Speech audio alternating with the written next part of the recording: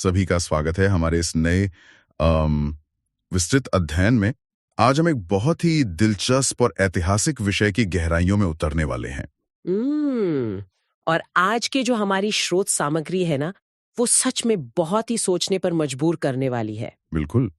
हमारे पास doctor Marrion we Rodrigues का एक बहुत ही शानदार आलेख है। इसका शीर्षक है क्राइस्ट जजेस the living and the dead, जिसका सीधा सा अर्थ है कि मसीही जीवितों और मृतकों का न्याय करते हैं। एग्जैक्टली। और आज के इस अध्ययन का हमारा मिशन बहुत स्पष्ट है। हम इस आलेख में दिए गए एक बहुत ही विशिष्ट तार्किक तर्क को निष्पक्ष रूप से सामने रखने जा रहे हैं। हाँ, क्योंकि लेखक ने पुराने और नए नियम के विभिन्न आयतों को जोड़कर एक बहुत ही गहरा दार्शनिक निष्कर्ष निकाला है। और ये जानना किसी भी ऐसे इंसान के लिए जरूरी है जो ये समझना चाहता है कि ऐतिहासिक ग्रंथों को जोड़कर कैसे दार्शनिक और तार्किक निष्कर्ष निकाले जाते हैं। सही कहा। उनका मूल तर्क बहुत सीधा है। अगर मसीह सभी जीवितों और मृतकों के न्यायाधीश हैं और अगर केवल परमेश्वर ही दुनिया का न्याय करता है, तो इसका सीधा अर्थ है कि मसीह ही परमेश्वर हैं। बिल्कुल। ये कोई धार्मिक प्रचार नहीं है, बल्कि एक निष्पक्ष विश्लेषण है कि कैसे डिडक्टिव लॉजिक या निगमनात्मक तर्क काम करता है। तो चलिए इस बौद्धिक यात्रा की शुरुआत करते हैं। मुझे सबसे पहले ये जानना है कि इस तर्क की नींव क्या है, मतलब आधार कहाँ से शुरू होता है। तो अगर हम इस तर्क के आधार को देखें तो हमें उत्पत्ति या जेनेसिस की किताब के उस प्रसंग की ओर जाना होगा जहां इब्राहिम परमेश्वर से बात कर रहे हैं। वो काफी प्रसिद्ध प्रसंग है। हाँ, वहां इब्राहिम परमेश्वर को पूरी पृथ्वी का न्यायाधीश कहकर संबोधित करते हैं और कहते हैं कि क्या पूरी पृथ्वी का न्याय करने वाला सही न्याय नहीं करेगा। मतलब ये स्थापित किया गया है कि वो न्यायाधीश हमेशा सही करता है और धर्मियों को दुष्टों के साथ नष्ट नहीं करता। एग्जैक्टली। और सिर्फ उत्पत्ति ही नहीं, भजन संहिता में भी अगर हम देखें। हाँ, मैंने पढ़ा था। साम्स में इसके काफी संदर्भ हैं।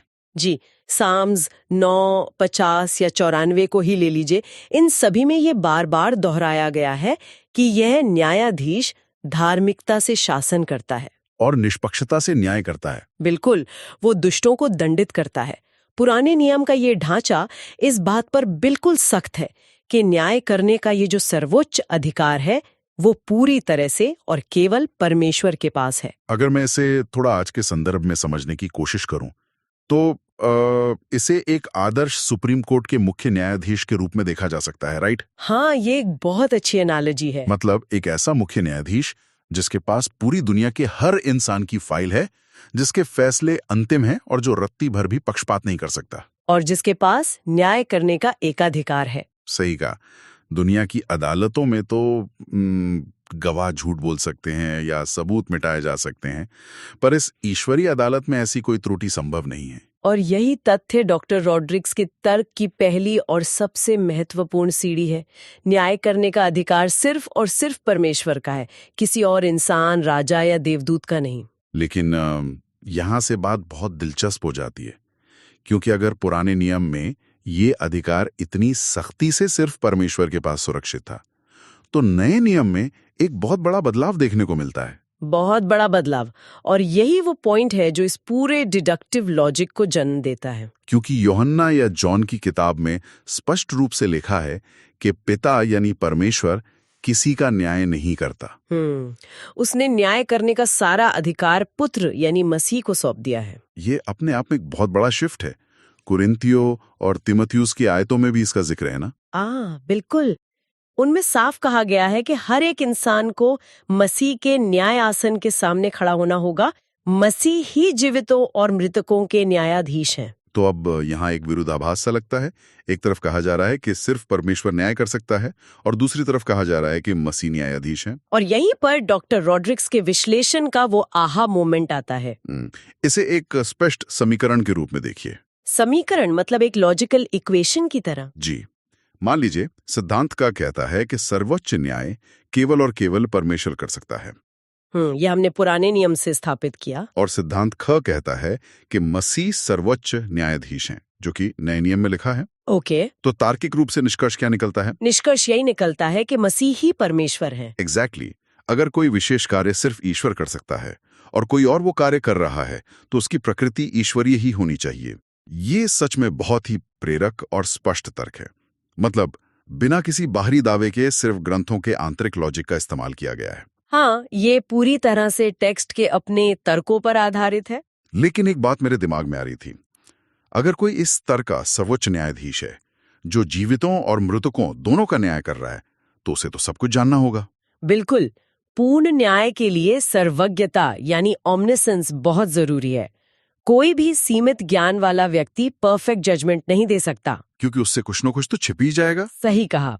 डॉक्टर रॉड्रिगस इस हिस्से को स्पष्ट करने के लिए प्रकाशित वाक्य या रेवलेशन की आयतों का विश्लेषण करते हैं, जहां मसीह कहते हैं कि मैं अल्फा और ओमेगा हूं। हाँ, पहला और अंतिम। वो केवल सतही बातें नहीं जानते, वो लोगों की कड़ी मेहनत, उनका परिश्रम, उनकी गुप्त गरीबी और क्लेश सब जानते हैं। ये मुझे पढ़ते समय बहुत हैरान करने वाला लगा। मतलब मसीह की नजर मानवीय मनोविज्ञान पर कितनी गहरी है। बहुत गहरी। वो सिर्फ ये नहीं देखते कि किसी ने बाहर से क्या किया है। हाँ, स्रोत सामग्री के अनुसार वो उन लोगों को भी पहचानते हैं जो गुनगुने हैं। गुनगुने यानी ल्यूकवार्म। एग्जैक्टली। ना तो वो पूरी तरह से ठंडे हैं और ना ही पूरी तरह से गर्म। एक तरह की उदासीनता है उनमें। और ऐसे लोगों को वो अपने मुंह से उगल देने की चेतावनी देते हैं। ये बहुत स्ट्रॉन्ग शब्द है। मसीह ये भी जानते हैं कि कब किसी ने अपना पहला प्यार या शुरुआती उत्साह खो दिया है। और यही सर्वज्ञता इस न्यायाधीश को पूर्ण बनाती है। मतलब आप बाहरी आवरण ओढ़कर इस न्याय से नहीं बच सकते। कोई भी पीआर या दिखावा यहाँ काम नहीं आएगा। दिखावे की बात से मुझे इस चर्चा का एक बहुत ही कड़ा पहलू याद आ रहा है। स्रोत सामग्री में इस पर काफी जोर दिया गया है कि दिखावटी या केवल शब्दों वाली भक्ति काम नहीं आती। Verbose and mouthy devotion is not enough. बिल्कुल। मत्ती 7 का वो कड़ा संदेश मुझे याद आता है। हर कोई जो केवल प्रभु प्रभु कहता है वो स्वर्ग के राज्य में प्रवेश नहीं करेगा, भले ही उसने मसीह के नाम पे बड़े बड़े चमत्कार क्यों न किए हों। ये तो इंसान की उस आदत पर सीधा प्रहार है जहां हम समाज के सामने खुद को बहुत धार्मिक या नैतिक दिखाने की कोशिश करते हैं। क्योंकि इंसान समाज को तो धोखा दे सकता है, लेकिन उस न्यायाधीश को नहीं जो दिलों और दिमागों को खोजता है। रेवलेशन 2 में ये बहुत स्पष्ट लिखा है। तो ये न्याय का स्वरूप असल में दिखता कैसा है ग्रंथों के अनुसार? इसके लिए मत्ती 13 के उस कृषि दृष्टांत को समझना होगा। खेत में गेहूं और जंगली घास दोनों एक साथ उगते हैं। शुरू में दोनों एक जैसे ही दिखते हैं, कोई भी इंसान शायद फर्क ना कर पाए। सही कहा। लेकिन जब कटाई का समय आता है तो जंगली घास को निकालकर धधकती भट्टी में जला दिया जाता है और धर्मी लोग सूर्य के समान चमकेंगे। ये दृष्टांत रोजमर्रा के मानवीय जीवन से बहुत गहराई से जुड़ता है। कैसे? ये हमें याद दिलाता है कि दिखावे और वास्तविक इरादों के बीच का जो अंतर है वो कभी छिप नहीं सकता। भले हम दुनिया को या खुद को बेवकूफ बना लें, पर असली नियत अंत में सामने आ ही जाती है। ये तो सच में किसी भी इंसान को गहराई से सोचने पर मजबूर कर दे।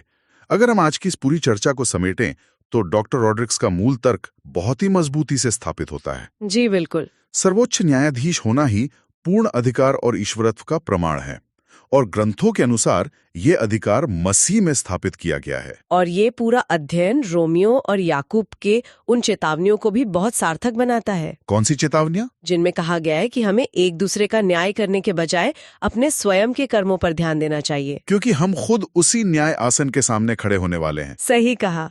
याकूब में स्पष्ट लिखा है कि न्यायाधीश दरवाजे पर खड़ा है, इसलिए दूसरों पर उंगली उठाना बंद कर देना चाहिए। ये आज के सोशल मीडिया के दौर में बहुत प्रासंगिक है, जहां हर कोई तुरंत दूसरों का जज बन जाता है। बिल्कुल प्रासंगिक है। अब अंत में मैं एक ऐसे विचार पर आना चाहता हूं जिसने मुझे इस आलेख को पढ़ते हुए सबसे ज्यादा प्रभावित किया। डॉक्टर रॉड्रिक्स ने आलेख के बिल्कुल अंत में एक बात लिखी है, मसीह की वापसी की निश्चितता के बारे में। राइट? हाँ, उन्होंने लिखा है कि मसीह की वापसी उतनी ही निश्चित है जितना रात के बाद सुबह का आना या वसंत में बारिश का आना। इसे कोई रोक नहीं सकता। अगर हम इसे एक मनोवैज्ञानिक सवाल में बदल दें तो एक बहुत बड़ा विचार सामने आता है जिस पर हर किसी को खुद गहराई से सोचना चाहिए। वो क्या है? अगर दुनिया का हर इंसान अपने दैनिक जीवन में अपने सबसे गुप्त और अकेले क्षणों में भी इस बात के प्रति पूरी तरह जागरूक हो जाए कि एक ऐसी सुबह या वसंत की बारिश आना निश्चित है, जो हर एक छिपे हुए विचार और हर तरह के गुनगुनेपन को उजागर कर देगी। एग्जैक्टली। तो क्या ये जागरूकता मानवीय समाज के सोचने और एक दूसरे के साथ व्यवहार करने के तरीके को पूरी तरह से नहीं बदल देगी? ये तो मानवीय व्यवहार की पूरी बुनियाद ही हिला कर रख देगा। और शायद यही इस पूरे दार्शनिक तर्क का सबसे बड़ा और अनुत्तरित सवाल है। इसी विचार के साथ हम आज की इस विस्तृत चर्चा को यहीं समाप्त करते हैं। हमारे साथ जुड़ने के लिए बहुत बहुत धन्यवाद। बिल्कुल। मिलते हैं अगले गहन अध्ययन में। तब तक के लिए विचार करते रहिए। If you found this helpful, make sure to hit that like button and subscribe for more content. Don't forget the bell icon.